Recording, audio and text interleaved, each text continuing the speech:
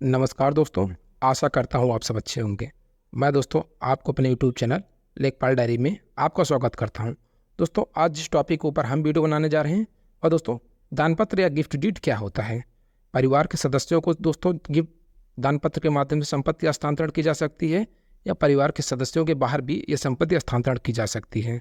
क्या लाखों रुपए की दोस्तों किस प्रकार की बचत की जाएगी दोस्तों, क्योंकि स्टाम्प ड्यूटी अगर आप रजिस्ट्री कराने जाते हैं तो एक भारी मात्रा में पैसे में आपको स्टाम्प ड्यूटी के ऊपर खर्च करना पड़ता है, जो कि दोस्तों दान पत्र में ऐसा नहीं है। दोस्तों दान पत्र एक बार देने के बाद क्या कैंसिल किया जा सकता है? क्या पुश्तैनी ज़मीन का भी दान पत्र किया जा सकता है? क्या दान दी जा चुकी संपत्ति को वापस ली जा सकती है कि नहीं?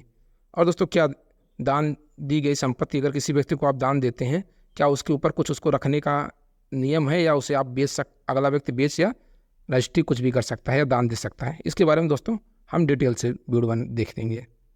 तो दोस्तों वीडियो शुरू करते हैं। दोस्तों सर्वप्रथम हम देखेंगे कि दान पत्र होता क्या है। दोस्तों यह एक रजिस्ट्री की तरह ही एक कानूनी दस्तावेज होता है जिसके माध्यम से व्यक्ति अपनी चल एवं अचल संपत्ति किसी दूसरे व्यक्ति को दान कर सकता है दोस्तों, जो कि ट्रांसफ़र ऑफ प्रॉपर्टी एक्ट 1882 की धारा 122 से 129 के बीच में दोस्तों 122 से 129 के बीच में दानपत्र का उल्लेख किया गया है। दोस्तों इसमें दोस्तों कहा गया है कि दानदाता अपने करीबी किसी नाते या रिश्तेदार को संपत्ति अपना ट्रांसफ़र कर सकता है। अब देखेंगे दोस्तों अगला करीबी नातेदार और रिश्तेदार की परिभाषा क्या है दोस्तों, उसके बारे में उत्तर प्रदेश सरकार ने अपना एक शासनादेश जारी किया है, जिसके बारे में दोस्तों हम देखेंगे।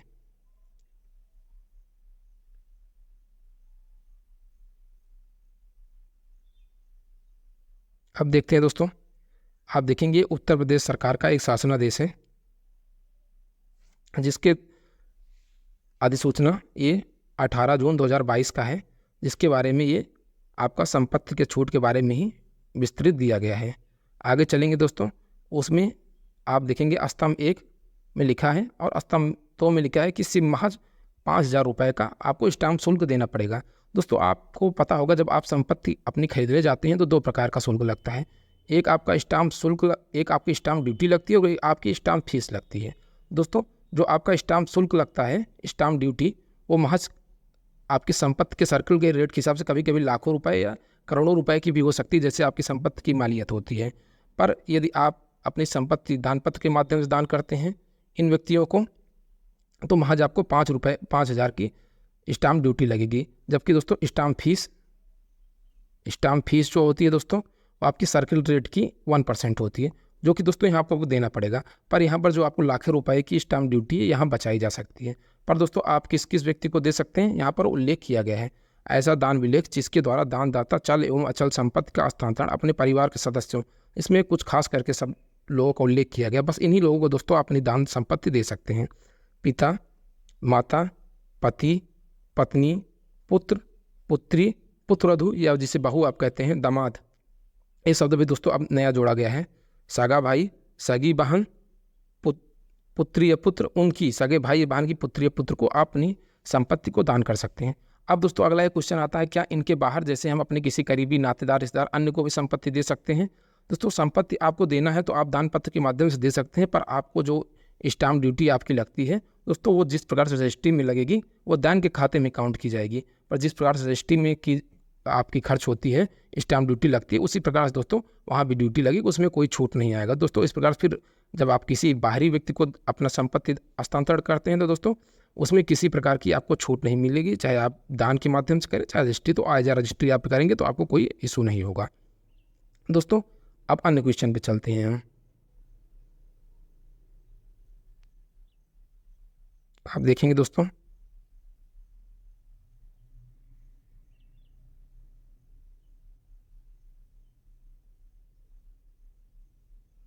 अब देखते हैं दोस्तों, क्या दोस्तों दान पत्र कैंसिल किया जा सकता है क्या? दोस्तों सामान्यतः दान पत्र भी अगर सारे नियम कानून को लेकर बनाया गया है, किया गया है, क्योंकि दोस्तों ये स्वयं भी एज अ रजिस्ट्री की तरह ही किया जाता है, क्योंकि यह स्वयं आप तहसील में जाएंगे जैसे सारे कुछ वर्क होते हैं उसी तरीके से जिस प्रकार से रजिस्ट्री में आपके सिग्नेचर होते हैं, आपके गवाह लगते हैं, सारे डॉक्यूमेंटेशन होते हैं, उस प्रकार से दोस्तों दान पत्र का भी सारा डॉक्यूमेंटेशन होता है। अगर वो सारे नियम कानून को फुलफिल करके बनाया गया है तो दोस्तों दान पत्र आपका कैंसिल नहीं किया जा सकता। अब दोस्तों अगला है क्या पुश्तैनी ज़मीन का दोस्तों दान किया जा सकता है क्या? जी नहीं दोस्तों। आप देखेंगे पुश्तैनी ज़मीन को धारा 126 के अंतर्गत लिखा गया है कि आप पुश्तैनी ज़मीन का दान नहीं कर सकते किसी अन्य व्यक्ति को दोस्तों, क्योंकि पुश्तैनी ज़मीन आपके द्वारा स्वयं अर्जित नहीं की जा सकती। जो ज़मीन आपके द्वारा स्वयं अर्जित की गई होगी उसी ज़मीन को आप दान कर सकते हैं। दोस्तों नेक्स्ट क्वेश्चन है, क्या दान की गई संपत्ति को वापस ली जा सकती है क्या? नहीं दोस्तों, सामान्यतः दान की गई संपत्ति वापस नहीं ली जा सकती यदि, क्योंकि दोस्तों किसी अचल संपत्ति का एक बार दान पत्र ऑनलाइन रजिस्ट्रेशन करने के बाद वो दोस्तों एज अ रजिस्ट्री की तरह ही उसका पंजीकरण हो जाता है। सामान्यतः दोस्तों यदि उसी प्रकार से दोस्तों यदि सारे नियम कानून को फॉलो करके बनाया गया है तो सामान्यतः यह निरस्त नहीं किया जा सकता।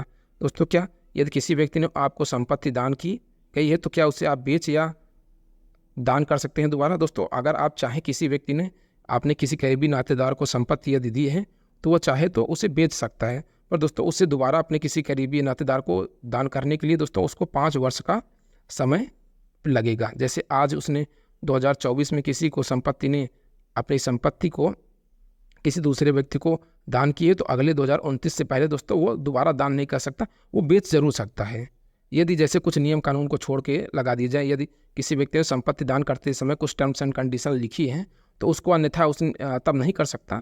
अगर उसने बेचने के लिए कुछ टर्म्स एंड कंडीशन लगाई है तो नहीं कर सकता। यदि बिना किसी टर्म्स एंड कंडीशन के लगाया गया है तो आप उसे सामान्यतः आप बेच सकते हैं। दोस्तों ये था मेरा पूरा वीडियो। अगर आपको इस वीडियो से रिलेटिंग कोई क्वेश्चन आ रहा है आपके मन में तो आप कमेंट बॉक्स में पूछ कर सकते हैं। अन्यथा दोस्तों आपको अच्छा लगे तो चैनल को लाइक शेयर और सब्सक्राइब जरूर करिए दोस्तों। Thank you for watching my video.